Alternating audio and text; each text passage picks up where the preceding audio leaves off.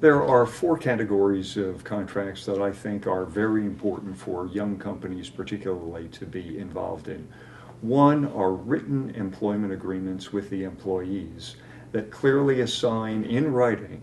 all of the intellectual property created by that employee within the scope of their efforts to the company.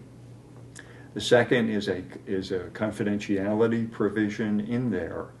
that requires that they keep confidential and not use, except for the purposes of the company, anything they learn in the course of their work. And the third would be a non-solicitation provision, so that if they leave the company, they don't seek to solicit any of the current employees of the company to join them in their new venture. The second category of agreements is a consulting agreement, so that when consultants do work for the company, they must have a written agreement, again, that assigns to the company all rights in any intellectual property and requires for confidentiality of material, and then also non-solicitation of employees of the company.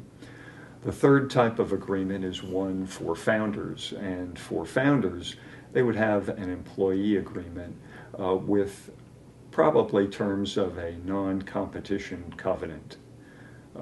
and that could be unique to one or more members of the founders group. And finally, among the founder shareholders,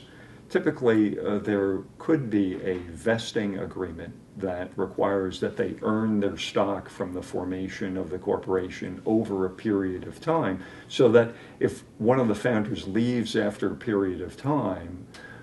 they cease to have an interest in the company. It motivates the founders to stay there, and it protects those who remain with the company from giving away an interest in the company to someone who has lost interest in the venture.